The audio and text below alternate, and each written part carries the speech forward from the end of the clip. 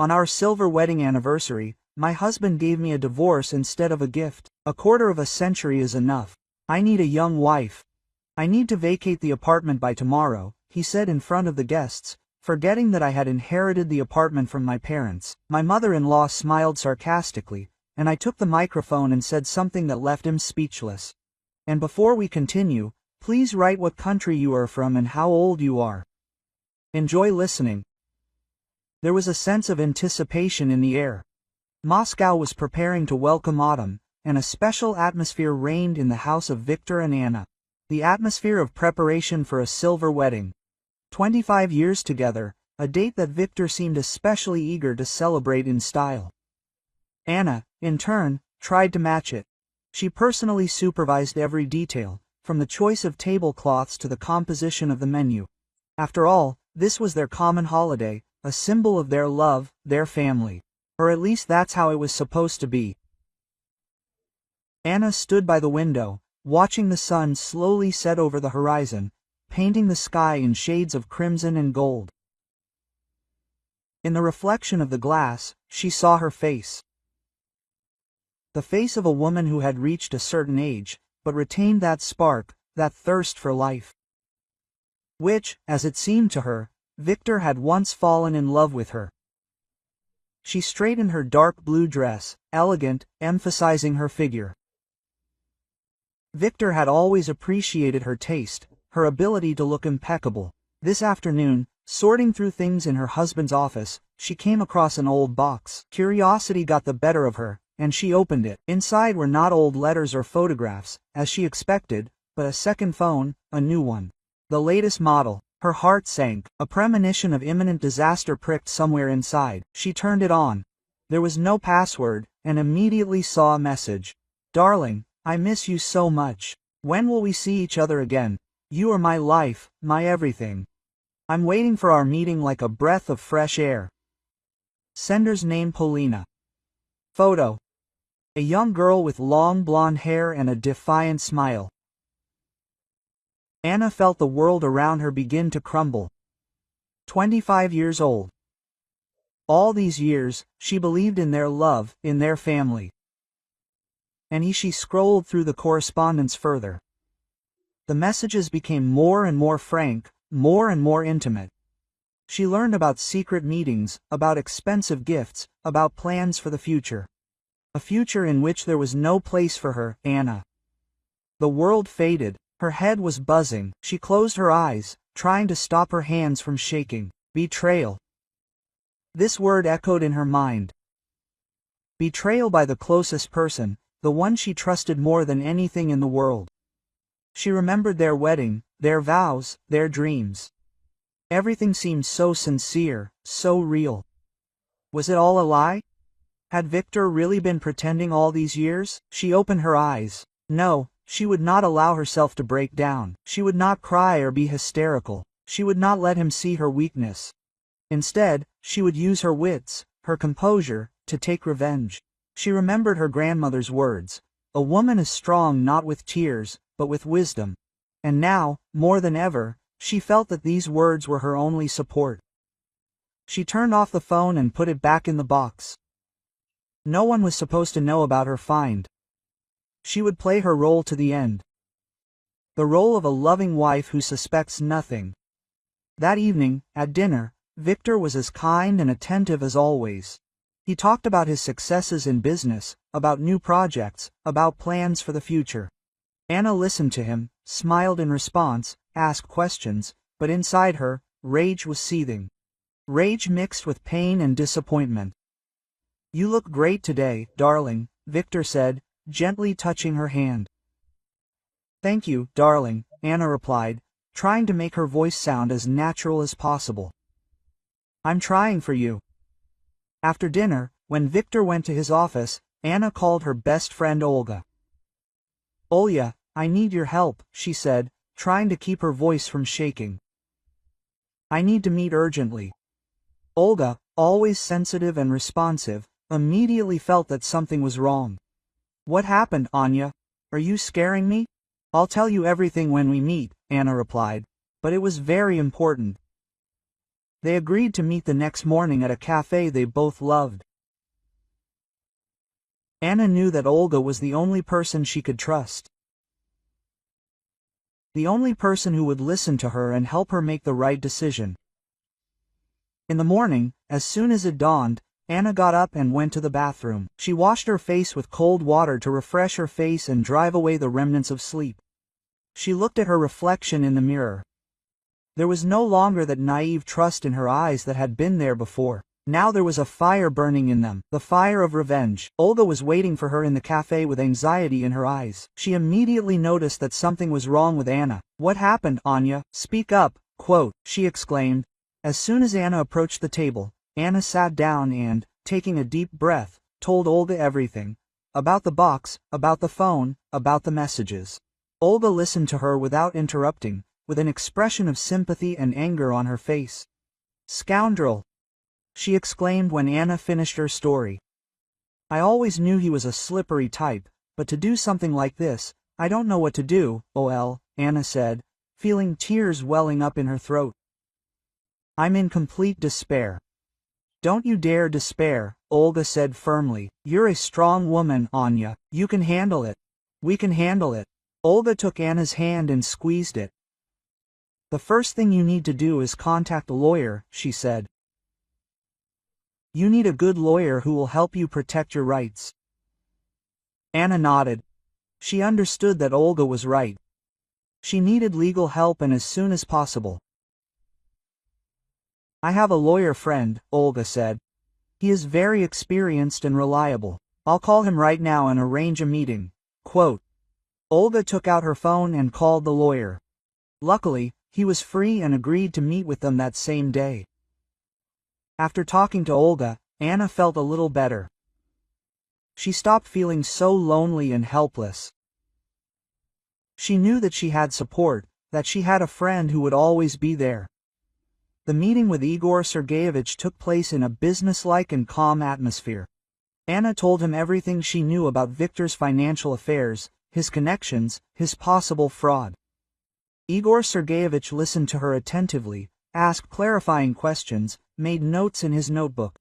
"In your case, you need to act quickly and decisively," he said when Anna finished her story. "We need to collect all the necessary evidence to protect your interests." Igor Sergeyevich advised Anna not to file for divorce right away, but to wait until the anniversary. According to him, this will give them more time to prepare and collect information. "Let him think you don't know anything," he said. "Let him relax and let his guard down, and in the meantime we will prepare a surprise for him." Anna agreed with Igor Sergeyevich's plan. She understood that this was her only chance. A chance to take revenge on Viktor for his betrayal and get her life back. She left Igor Sergeyevich's office with the firm intention of seeing it through to the end. She was no longer the naive and trusting woman she had been before. Now she was a warrior. A warrior ready to fight for her justice. She began collecting evidence of Viktor's betrayal and financial fraud. She knew that it would not be easy, but she was ready for anything. Their silver wedding day was approaching. Viktor was sure that Anna did not suspect anything. This confidence, fueled by years of habituation to her compliance and external softness, intoxicated him. He saw her as just a beautiful accessory, an addition to his successful image. A woman who impeccably ran the house, raised children and always supported his ambitions. He could not even imagine that behind this mask there was a storm ready to fall upon him at the most unexpected moment. He had long been planning this anniversary as the ideal moment for liberation. Liberation from a marriage that, as it seemed to him, fettered him, prevented him from breathing deeply. Next to his young lover Polina, he felt rejuvenated, full of strength and energy. Polina admired him, looked up to him, unlike Anna, who, in his opinion, had long ceased to see him as a hero. Viktor decided to announce the divorce right at the celebration in front of all the guests in order to humiliate Anna. In his sick imagination, this was presented as a spectacular finale to their life together, as a demonstration of his strength and independence. He anticipated her confusion, tears, pleas for forgiveness. He was sure that she would not dare to contradict him, that she would only be able to make pathetic excuses. Anna continued to play the role of a loving wife. With what difficulty she could do it, only she and Olga knew. Every touch of his, every false word made her feel sick, but she held on. She knew that the most important thing now was not to give herself away, not to scare him off, to let him trap herself. She smiled back at him, agreed with his plans, pretended to be carried away by the organization of the holiday. She even chose gifts for the guests with him, knowing that soon these gifts would become a symbol of his fall. The lawyer that Olga found turned out to be a real professional. He quickly and clearly completed all the necessary documents, recorded all of Victor's violations, collected irrefutable evidence of his betrayal and financial fraud. Anna scrupulously passed on all the new information to him, realizing that her future depended on it. The list of guests for the anniversary was huge. Victor's business partners, influential officials, old friends, relatives. Victor wanted to show everyone his success, his importance, his power. He had no idea that this holiday will be fatal for him. Lyudmila Pavlovna, Anna's mother-in-law, was looking forward to her daughter-in-law's exposure. She had never loved Anna, considering her an unworthy match for her son. It seemed to her that Anna had married Victor only for money, that she did not truly love him. She dreamed that Victor would find a more suitable woman from his circle, who would bring him even more benefit. On the day of the anniversary, Anna woke up with a feeling of anxiety. She knew that something important would happen today, that her life would be divided into before and after. She stood in front of the mirror for a long time, examining her reflection. She saw in it a woman who had experienced betrayal, pain, humiliation, but who had not broken down, who had found the strength to fight for her future. She put on a dress that she had chosen herself, not her mother-in-law. It was an elegant but discreet dress, which emphasized her dignity and confidence. She put on makeup that hid the traces of fatigue, and emphasized her eyes, in which the fire of determination burned. She left the house, leaving the past behind her, and headed towards the future. She knew that a difficult day awaited her, but she was ready for it. She was ready for war.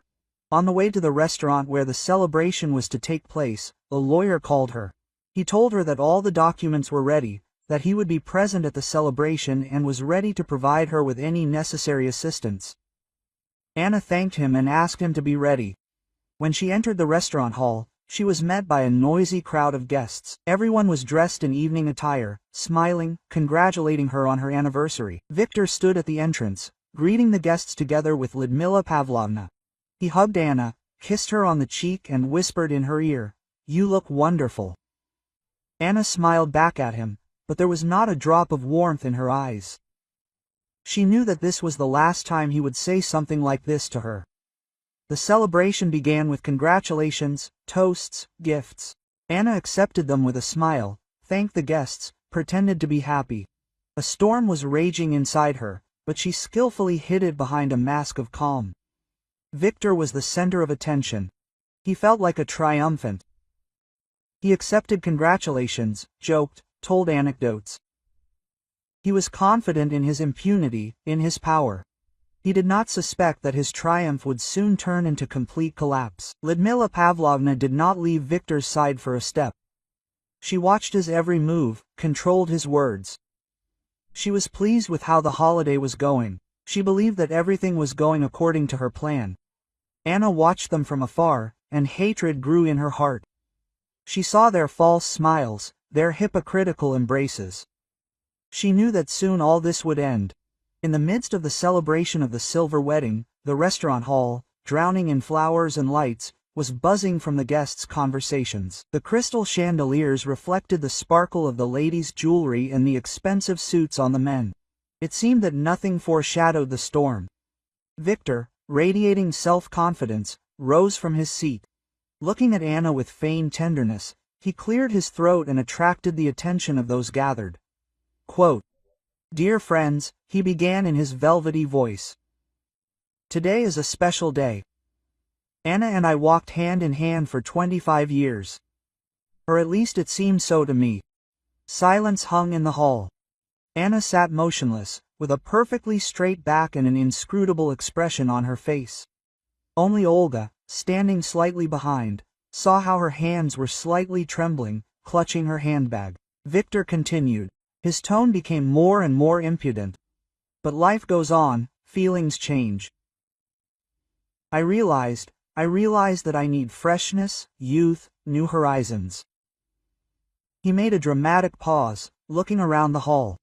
Many of the guests looked at each other in bewilderment, sensing that something was wrong. Lyudmila Pavlovna, Anna's mother-in-law, sat with her shoulders straightened and a triumphant expression on her face. It seemed that she was anticipating the humiliation of her daughter-in-law, which, in her opinion, she had long deserved. So Victor paused again, enjoying the moment. We decided to get a divorce. A dead silence reigned in the hall. Some of the guests quietly gasped. Anna did not move. Anna? Victor turned to her with false pity in his voice. I will be honest. I need a young apartment. Take my things and leave. It will be fair. You will get something. He smiled smugly, confident in his victory. It seemed to him that he was in control of the situation, that Anna was broken and helpless. He did not even suspect what a storm was brewing in her soul. The guests were silent, waiting for Anna's reaction. Lyudmila Pavlovna was already preparing to gloat, but Anna calmly rose from her seat. Her gaze was cold and firm. She picked up the microphone from the table that Victor had just put down. Thank you, Victor. Her voice was even and calm, contrasting with his arrogance. And thank you, dear guests, for sharing this momentous evening with us. She glanced around the room, and a sparkle flashed in her eyes. Indeed, today is a special day. The day when I can finally free myself. There was a whisper in the room. Victor frowned, feeling that something was wrong. Victor, you said that you need youth. Well, it is your choice, but you were wrong to think that I would suffer quietly in a corner. You were wrong to think that I know nothing. Anna took a deep breath and continued. You said the apartment is yours? It's funny, but the apartment, like many other things, is registered in my name. And by the way, yes, I filed for divorce a month ago. So, my dear, you are a little late with the announcement. A sigh of surprise swept through the room. Victor's face began to turn purple. Lyudmila Pavlovna opened her mouth, unable to utter a word. Anna smiled slightly, looking at the confused Victor. But that's not all.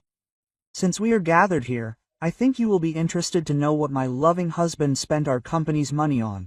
She nodded to Olga, who came up to her with a folder in her hands. Anna took the folder and opened it. Here she picked up one of the documents. Bank statements confirming regular transfers to Polina Sergeevna, the very young and fresh one that my husband so longs for. A whisper swept through the room. Some guests began to whisper among themselves, others looked at Victor in surprise. And it was she who took out the next document. Bills from expensive boutiques, spas and jewelry stores. Everything was paid for with a corporate card. Not bad, really, at our expense. Victor's face turned pensive. He tried to say something, but Anna didn't give him a chance. But the most interesting thing, she paused, was not the expenses on the mistress. These were several dubious transactions in which our company participated. Transactions that, to put it mildly, were not entirely legal. Transactions that I, unfortunately, learned about too late. She looked straight into the eyes of some of the businessmen present in the room. They seemed to understand what was being discussed. And, of course, she added, I have already passed on all these documents, including evidence of infidelity and the spending of company funds, to the appropriate authorities. She closed the folder and put it on the table, then turned to the guests. I apologize for this performance. I hope you will understand me. Dead silence reigned in the room. Victor's partners, who had maintained a feigned calm until this point, now exchanged nervous glances. They understood that Anna's words were not just an emotional outburst of an offended wife, but a serious accusation that could have far-reaching consequences for their business and reputation. The first to lose it was Pyotr Sergeyevich, Victor's longtime business partner, whose company worked closely with Victor Stroy. He abruptly rose from his seat, apologized to the other guests, and, without saying a word to Victor, hurriedly left the room. Several more people followed him. Their faces expressed obvious anxiety. The festive atmosphere had finally dissipated, leaving behind only a taste of bitterness and fear. Lyudmila Pavlovna, who had until this point been triumphantly looking at what was happening, as if at a long-awaited victory, now sat as if struck by lightning. Her face was distorted with rage and despair. She understood perfectly well what this public scandal meant for her son. All her dreams of a profitable marriage for Victor, of his prosperity and high position in society, were collapsing like a house of cards. She cast a spiteful glance at Anna, full of hatred, but she did not respond. There was no triumph or malice in Anna's eyes, only weariness and determination. Victor stood as if paralyzed. His face was as pale as a sheet. Cold sweat appeared on his forehead. He tried to say something, to justify himself, but the words stuck in his throat. He saw his world crumbling, his reputation, which he had so carefully built over the years, turning to dust. He understood that Anna had stabbed him in the heart, deprived him of everything that was dear to him. He was crushed, humiliated, and absolutely helpless. Anna looked at Victor for the last time. There was no pity or sympathy in her eyes. She saw before her the man she had once disliked, a deceitful and vile traitor who deserved everything that had happened to him. She no longer felt any pain or resentment, only devastation and relief.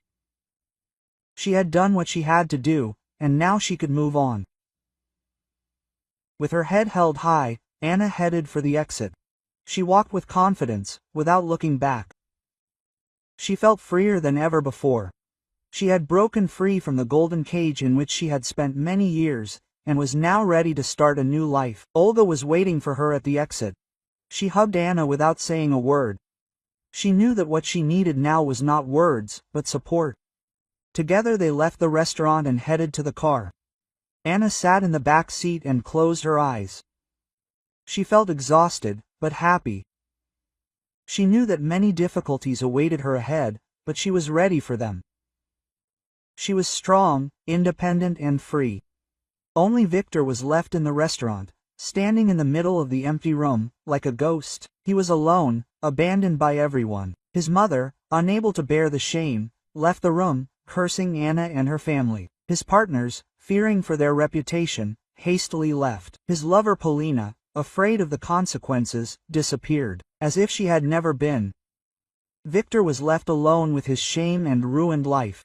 He understood that he had lost everything: his family, reputation, business, money. He was broken and crushed. He did not know what to do next, how to live on. He was in despair. A light rain was falling outside. Drops drummed on the roof of the car, as if counting down the last moment of his former life.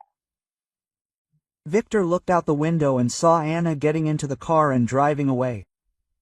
He realized that she was gone forever. She took with her everything that was dear to him and left him alone and in shame.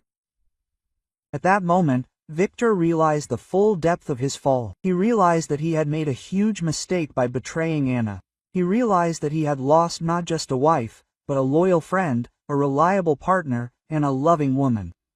He realized that he had destroyed his life with his own hands. He closed his eyes and cried.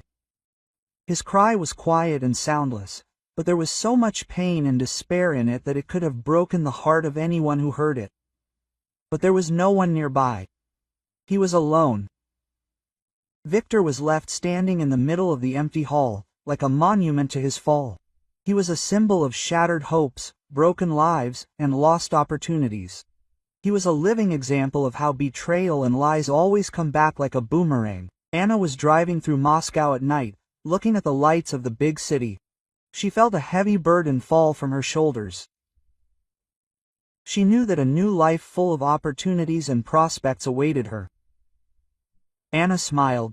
It was a smile of liberation, a smile of hope, a smile of a new life. She knew that everything would be fine. She believed in herself. The car carried her away, to a new life, where there was no place for betrayal, lies and pain, where there was only freedom, hope and love. And Anna was ready for this life. She waited for it with impatience and anticipation. She knew that she deserved happiness, and she would definitely find it.